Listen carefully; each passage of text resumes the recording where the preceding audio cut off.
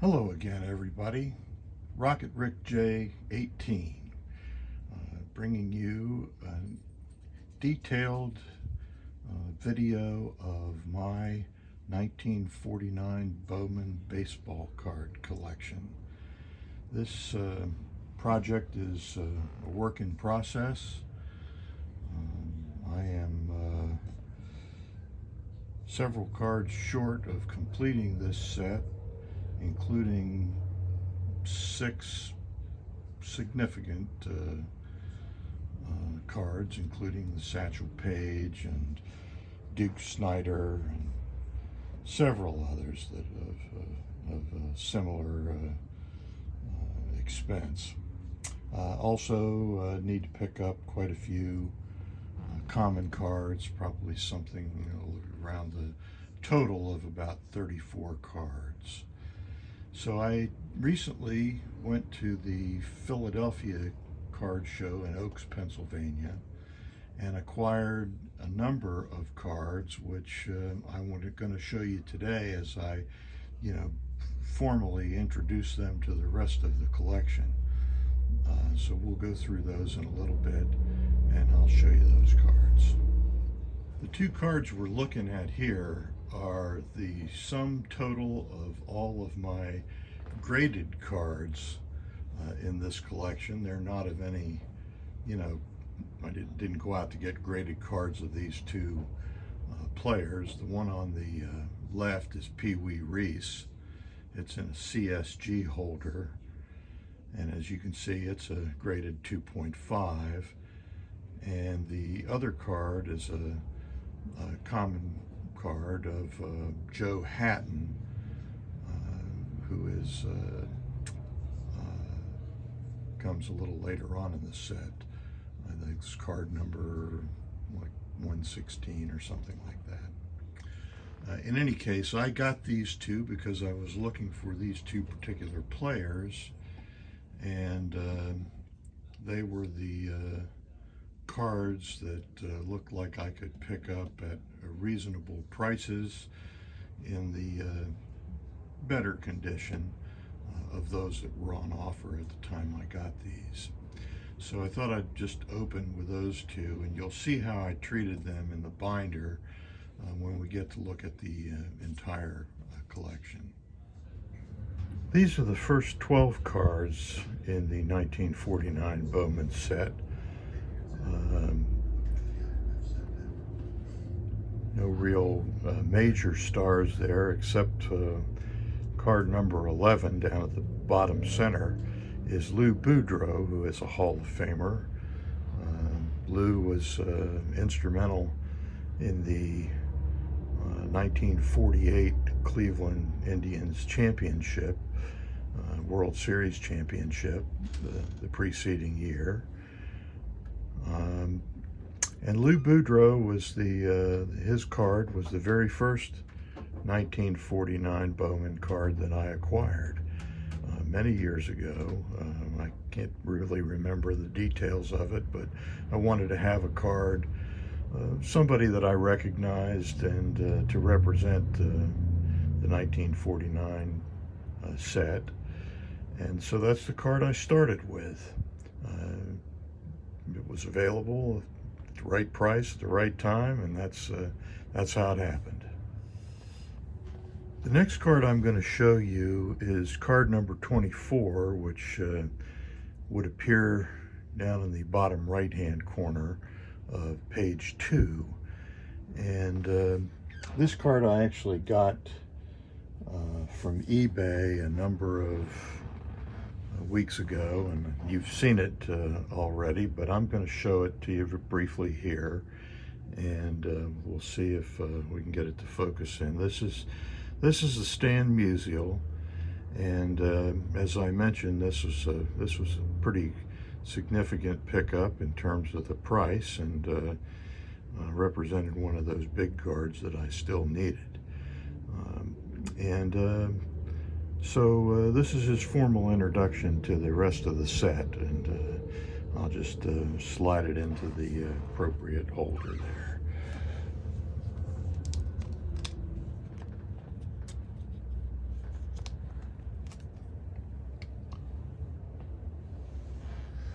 The remaining cards on this page don't have... There are a couple of cards on this page that are, I think, pretty significant players in the overall scheme of things. One of them is card number 14, which is Curt Simmons, who's a pitcher for the Phillies and later the Cardinals. Pretty good left-handed pitcher. We also have down in card number 23 for the Boston Red Sox, Bobby Doerr, who is a Hall of Famer and a pretty good ball player too. A good friend of Ted Williams. You know, the story is that the scout who went out to San Diego to recruit Bobby Doerr heard about this other kid out there that they thought seemed to hit the ball pretty well, Ted Williams. And finally, on this page, card number 18 is Bobby Thompson, who is, although he's not in the Hall of Fame, he certainly is the author of one of the most famous home runs in baseball history, the shot heard around the world a couple of years later in 1951. So we'll hear more about him when we get to that set. Turning to page 3, we come to a sheet that has a number of well-known and Hall of Fame, several Hall of Fame players. And just kind of in order, number 26, the second card, center card on the top row is George Kell, third baseman for the Detroit Tigers, and he's a Hall of Famer. Next, up to him on the top right-hand corner, of course, is Bob Feller. And we met Bob Feller in the 1948 Bowman video. Obviously one of the cornerstones of the Cleveland Indians for many years. In the center card in the second row is Ralph Kiner. 1949, he was in the midst of his 7-year run of National League home run championships. So that's Ralph Kiner. In the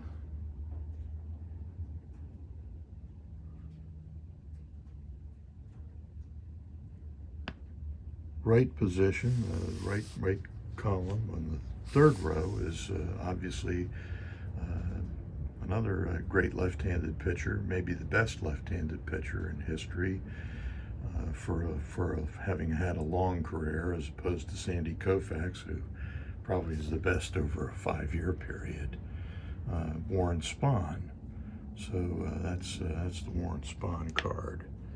And then, as we mentioned, Pee Wee Reese down there in the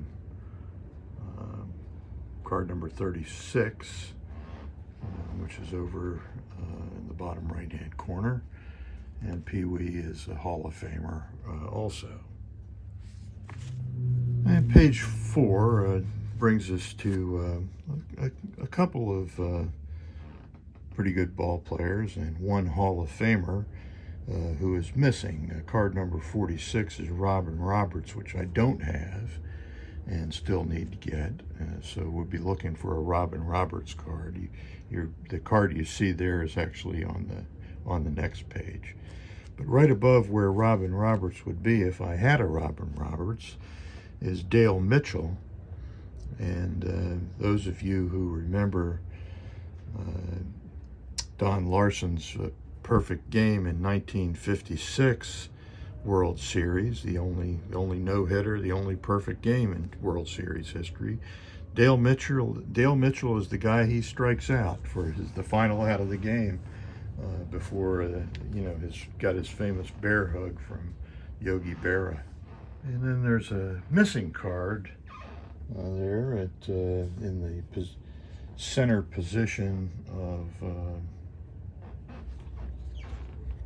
I'm sorry, in the left-hand position right here on row number 2, and that space is reserved for Gil Hodges, who I picked up at the Philly Card Show. And we'll introduce him to the rest of the ball players on the team here.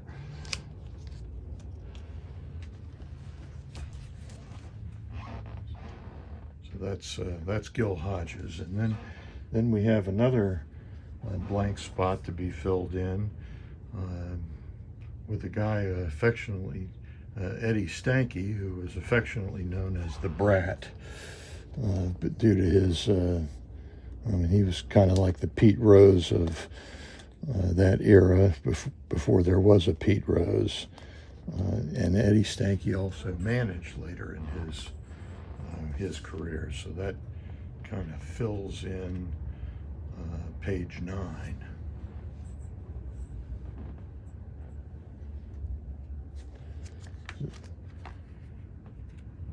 Turning over to page 11, we still, have a pretty good group of ball players. Turning now to page 10, we have a fair number of the cards on page 10, missing one, as you can see there in the second row on the right side. The missing player there is the Yankee great Allie Reynolds, and he was a key player for the pitcher for the Yankees during the 5 consecutive World Series championships that the Yankees won beginning in this year, 1949.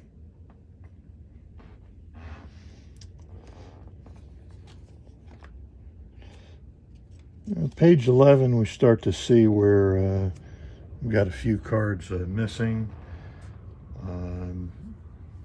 I think probably the key card in that of the ones that I have is probably Johnny Vandermeer. Johnny, 1938, you may recall, pitched back 2 consecutive starts, pitched no-hitters for the Reds, and he's the only player to ever do that back-to-back. So it's quite an event. As far as the missing players, we're looking at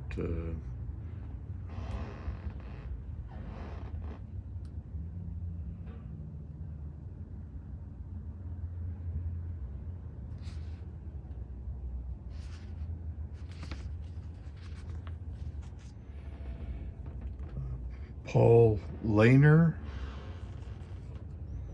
and Al Evans.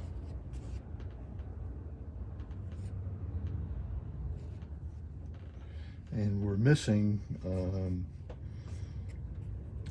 Harry Walker, who would be down there in the left position on page, what are we up to now? Well, 11, I guess. So let's put Paul and Al on the squad here, and we'll make sure that we have those guys in there. And turning over to page 12, we have a few missing, and right there in the middle of the third row is Ray Scarborough. So we have Ray. We got him at the Philly Card Show. And then Mickey Hafner, I'm not sure how you pronounce his name. If you happen to know that, make a comment, and I'll try not to mispronounce his name the next time I say it. So that's page 12. Page 13 we turn to. We're missing several cards here. Just mention them briefly. Say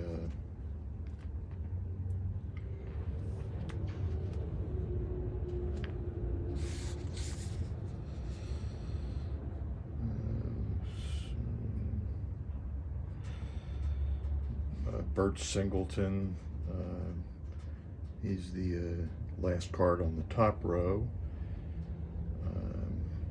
Phil Massey, who is the first card on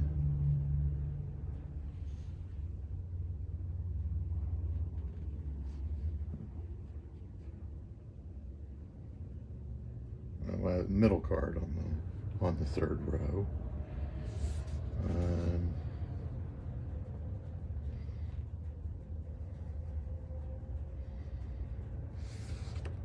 So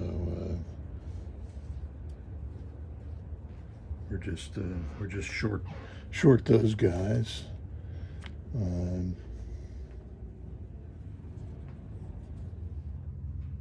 Here on page 13, we're missing 3 cards.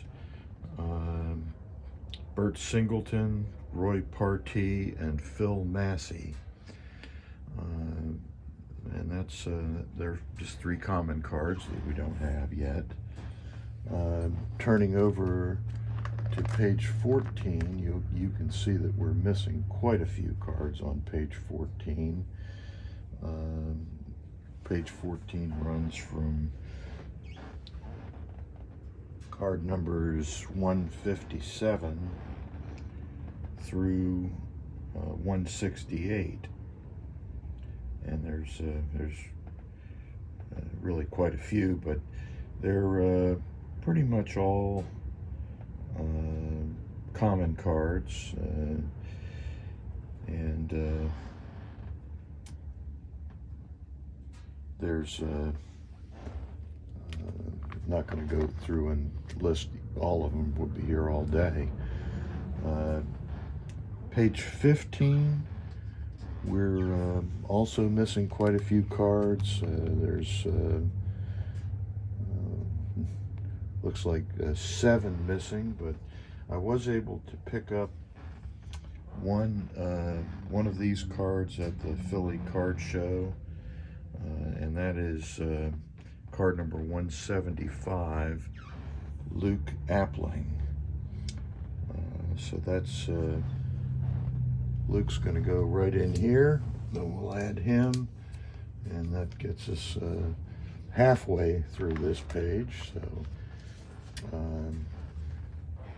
we'll turn over to the next page, which will be page 16.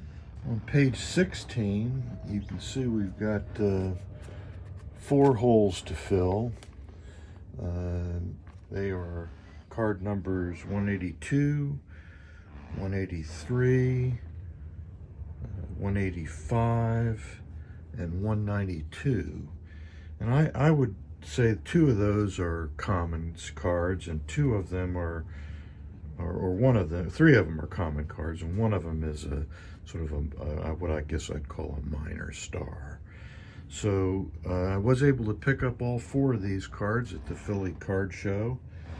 So we'll put them in the book in order here, and we've got Hal Peck, number 182, Lou Stringer, number 183,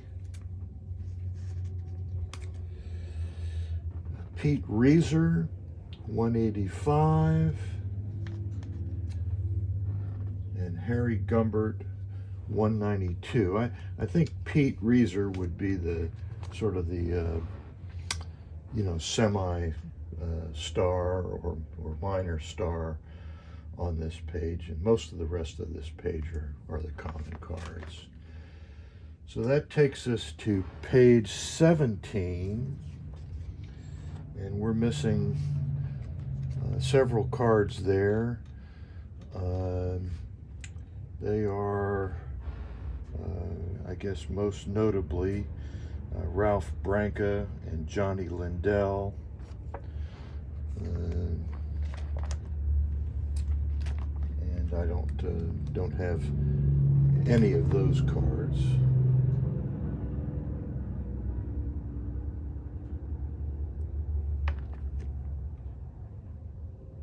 And then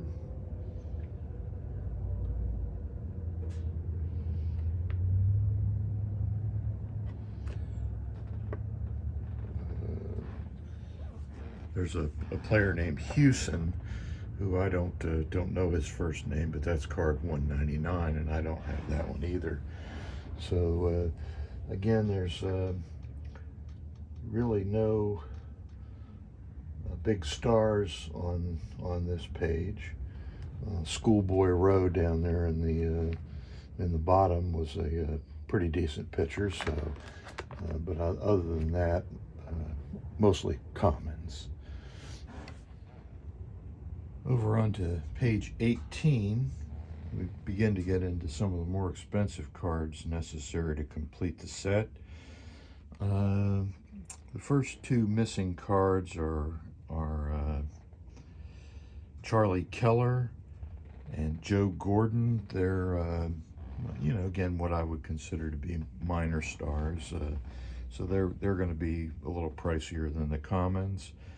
The next card is a player named Ferris, who I don't know his first name, but that would definitely be a common card. And then down in the bottom row in the left corner, that's the Richie Ashburn card, and that one's going to be pretty pricey. So of the ones that I do have, I think we can safely say that most of them are really common cards.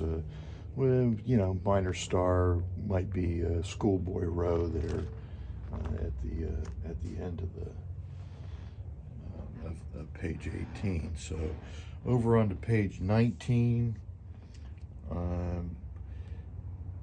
we begin to have some really expensive cards there, and we've got down here in the middle of the third row, Satchel Paige, and then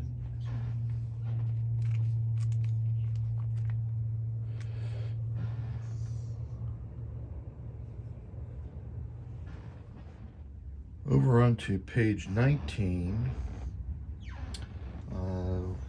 we have several cards missing, and a couple of those are pretty expensive cards. We've got Satchel Paige, which is card number 224. Card number 225 is Jerry Coleman, and 226 is Ralph Snyder. And they're all going to be pretty pricey to complete, with the Page being the most expensive card in the set. He and Jackie Robinson. So we do have the Robinson card, so the Page is going to be the one that's going to really price the set, the completion of the set, pretty high. And finally, we come to the last page in the set. These are cards number 229 through 240, and we got quite a few missing cards. As I'll just lift this up, you can see I was able to get two of them at the Philly card show. The last card in the set is Babe Young, number 240, and he goes right there. And then card number 235 is Jim Russell, and he goes right here. And that leaves us with several missing cards still. The most expensive of which are number 233, Larry Doby, and number 238, Bob Lemon, and the rest of them would be in the, common category. So that's a pretty close look at my collection and the status at the moment. I look forward to picking up some cards at the National this summer, and hope to see many of you at the National. And if you do happen to see me there, don't hesitate to speak. I'd love to meet you in person. So this is Rocket Rick J 18, wishing that all of your card collecting dreams will come true.